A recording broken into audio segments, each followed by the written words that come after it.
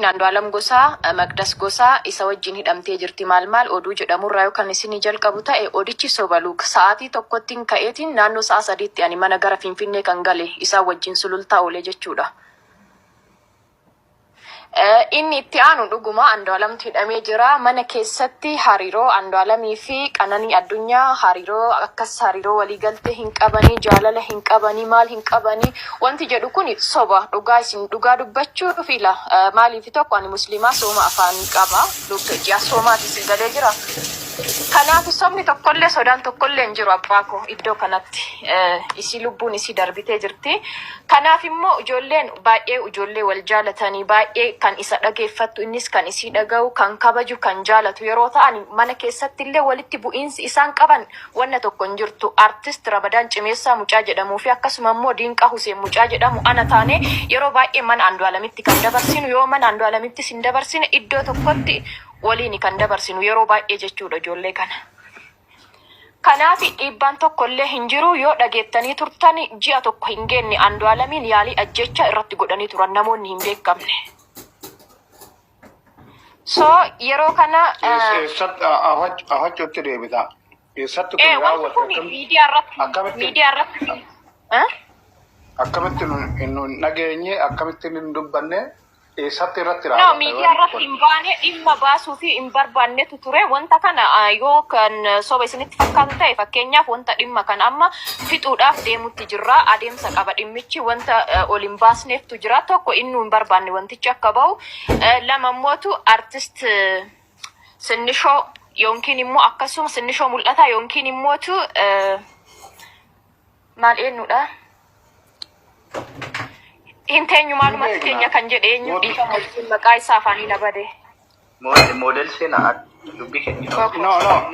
Inni baasuun barbaanne akkamitti dubbatte waan kana. No wanta kana amma ani adeemsa jiru wal qabsiisee siif himaa jira. Enna namoonni quba qaban Taaddalee Gammachuuti. yaa Taaddalaa Gammachuu gaafachuu dandeettan Taaddalaa bilbila isaas yoo hin qabne bilbila isinii kaa'a seenaan dhimma kana siin geettee dhimma kanaati Andu'aalam wajjin dubbattee jirta wanti kun ta'ee jira jedhaati gaafadhaa okay. Kanaaf dhimma kana irratti haasa'aa jirra yeroo dhiyoo keessatti even guyyaa 2 dura mana isaanii tureyanii dhimma kana haasa'aa turre dhimma kana kaafnee dhimma kana haasa'aa turre mucattiin qalbii nagaatiin jaalalumaan kabajamaan nu simatteen wajjin yeroo dheeraa galgaleessitee teettee bakkuma Andu'aalam jiruttis akkasuma teennee dhimma isaa kana kan furamaa jiru. Malee dhimmi walitti bu'iinsa of course gaa'ila gara fuulduratti ji'a 2 ji'a 3 booda gaa'ila godhachuudhaaf akkasitti walii galaniitiin haala gaariidhaan akkasitti kan jiru even birthday isii torbee dhufu keessa haala gaariin kabajuuf akkasumatti pilaan proogiraamni isaanii akkasumatti jira. Wanti walitti isaan buusu wanti amma namni odeessu kun wanni tokko wanni akkasi hin jiru.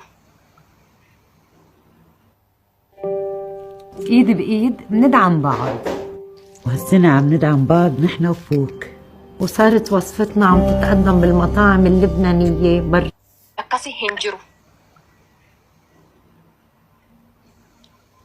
Kanaaf akkuma reefu amma dhumarratti namni tokko dubbachuuf yaale dhiibbaan jiru hin jira.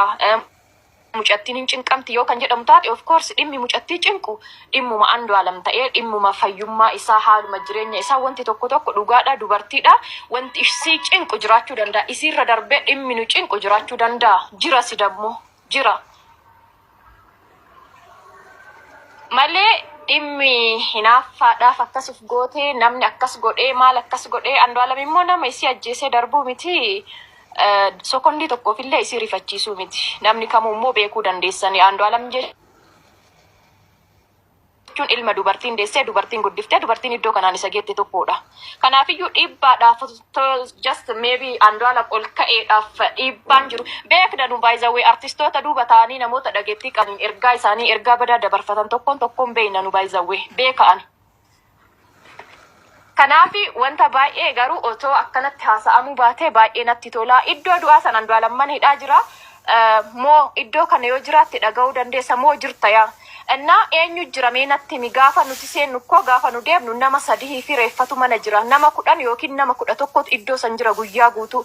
Artistiin hundii fi namni hundi isaa ka akkanatti miidiyaa irraa girrisee haasa'u kun hundi iddoo sammaa dhaqee dhaabbatee maatiin Andu'aalam yookiin immoo mucattiin kun maatii Andu'aalamii maatiin isii maatii isaati maaliif dhaabbatanii iddoo sanitti taaziyaa kana maaliif hin taasisnes akka seeratti nuti Oromoodha miti wal qabna miti wal bira dhaabbanna miti. Taani rabbi beeka ilmi namaa haga argu takka waan xiinxalaa waan xiinxalu san immoo bal'isee yaaduun immoo dirqama. Amma fakkeenyaaf mucayyoo kennaa amma duutee taana jechuudha an akkinatti fakkaatutti laal tokkoffaa dubartiin takka aarsaa ni kafalti.